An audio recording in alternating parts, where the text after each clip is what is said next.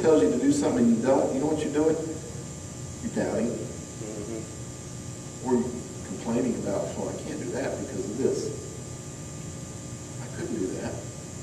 A lot of people, the Lord will lead them to do something, and they'll spend a lot of their time complaining and doubting. Do you remember when Moses led the children of Israel out of Egypt? Remember that a long time ago?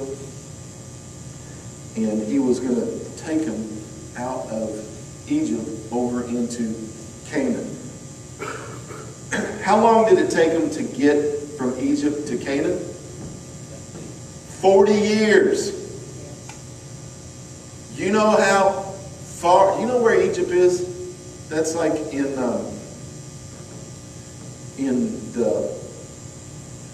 the northeast corner of Africa. And you know where Canaan is? It's now what we call Palestine area.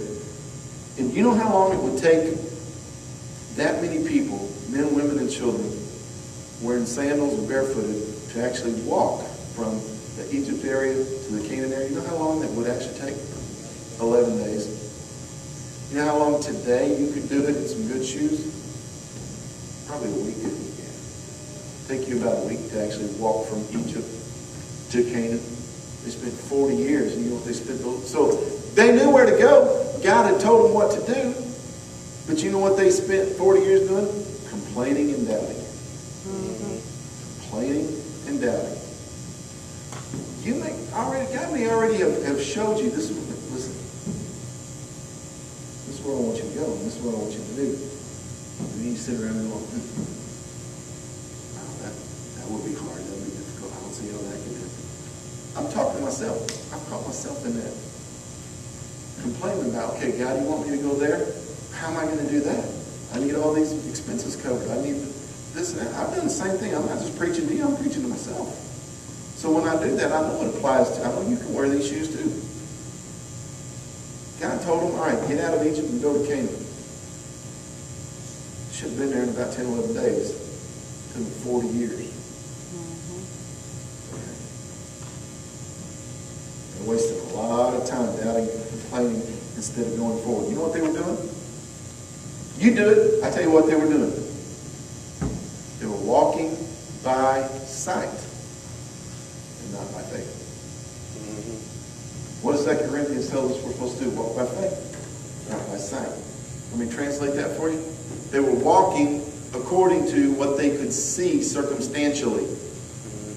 What they could see as, oh man, there's bad guys over there, and there's bad guys over there. There's a lot of desert there with no food, no water. You know what they were doing? They were making their journey based on what the circumstances they could see. Amen. I've been guilty of that. Yep. Amen. God wants you to go there, and you know what you do? You do like they did. You go, well, that's a lot of desert, and they ain't got no food. God wants you to go across that desert. There's not, I can't even see McDonald's out there.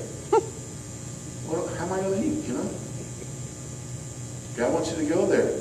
Yeah, but there's not even anywhere between here and there to buy a bottle of Gatorade. You get my point? God tells you what to do. You know it. He leads you what to do. And then instead of walking forward by faith, you start walking forward by sight. Oh, this is going to be difficult. I really don't see how this can add up. Anybody else but me ever done that? Okay. 2 Corinthians, Paul said, you guys, walk your journey by faith, not by what you can see. Because if you're basing everything you do, all your whole moving forward thing, if it's based on, well, I got to see everything first before I take a step, you're going to spend the rest of your life standing still. Amen. You ain't going nowhere. If you got to walk by sight, you ain't going nowhere. You'll spend 40 days wandering around in the desert. You know why they finally got in Promised Land, Canaan, after 40 years? Because it took that long for all the doubters to die off. Yep. And then the believers went right in. Okay. Psalms, chapter 1. Just got a few scriptures I want to share.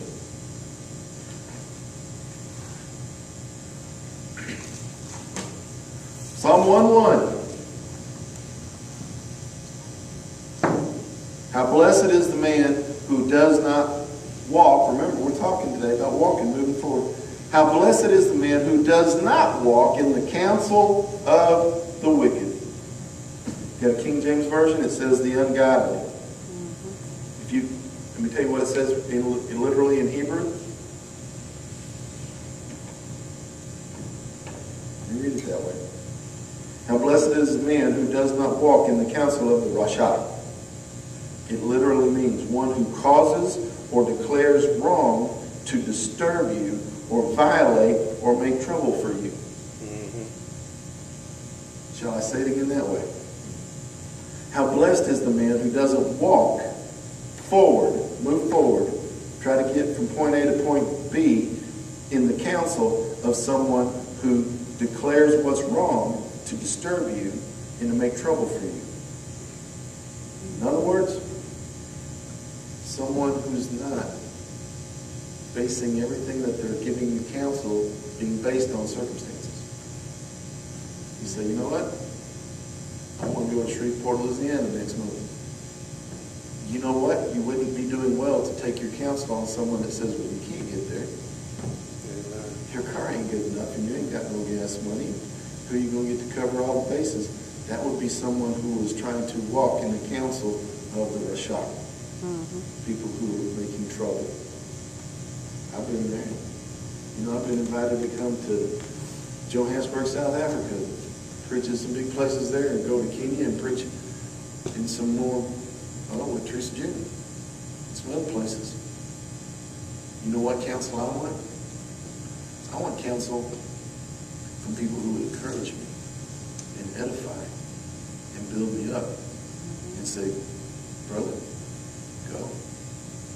But you know what kind of counsel I've got? Counsel mostly from Rasha, mostly from people who all they can see is circumstances and say things to cause trouble. How are you going to do that? How are you going to do that?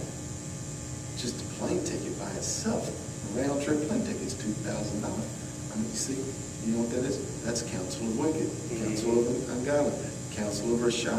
I don't mean they're sinners going to hell. I just mean they're stupid. They're people who don't live by faith. They do their whole journey by sight. They base everything they do by sight. How are you going to do that? How are you going to do that? Is this making sense to anybody? It's hard to move forward walking by sight. If you're standing there, I mean, looking at nothing but a briar thicket, and God says, I want you to go to the other side. Well, man, faith will just take off. And by the time he hits them, all of a sudden they'll start falling apart and separating and disappearing. But somebody who walks by sight, when God says, I want you to go to the other side of that briar thicket, and you go, oh, I can't do that. That thing's going to cut me up. You see? Which are you?